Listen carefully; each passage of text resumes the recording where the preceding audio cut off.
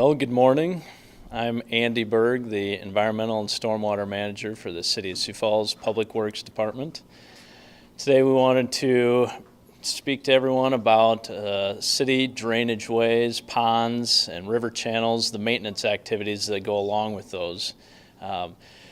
As we all know, today in mid-January, it's a nice cold day. Cold, no snow is a perfect scenario for drainage way cleaning. Our operations involve a lot of heavy equipment and trucks, removing silt and sediment from our drainage ways, and the best time to do that is when there are no rain events to flood out the site. Their water is mostly frozen, and more importantly, the ground around those channels and ponds is also frozen so that our equipment isn't getting stuck in mud and isn't sinking in, creating ruts, that type of thing. Each year we go out into our drainage properties. We have roughly 200 drainage properties around town between drainage channels and drainage ponds that we maintain. Every winter we go into a handful of those and remove excess silt and sediment that's been built up throughout the years and any dense vegetation that's also grown into those areas.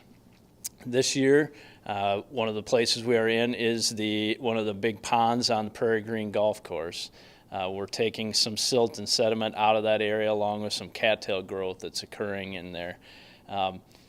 Each year, the amount of material varies depending on the weather we have. If the weather gets warm and our equipment can't be in there, then it shortens our time period. But if we have an extremely large area, we also will look at hiring a contractor to come in and do that.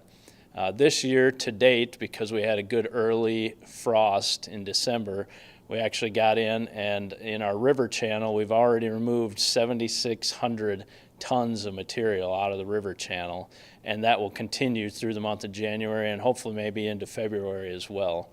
The Prairie Green Pond, just this week, we've already hauled out 1,800 tons of silt and sediment out of that area, so making really good progress.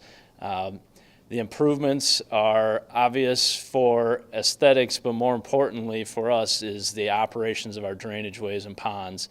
It makes sure that we have adequate capacity in our ponds and our drainage ways. If the drainage ways have dense vegetation growing in them or silt and sediment blocking them up, that can push the water around to the outsides, erode the banks, or get up into the private properties alongside of those. So that conveyance capacity and the operations of the channel and pond are the primary goals here. However, there are also benefits to aesthetics, to the adjacent properties, whether it's private or in this case, Prairie Green Golf Course. And with that, I'd like to turn it over to Tom Janza with Prairie Green, Dakota Golf to discuss that. Thanks, Andy.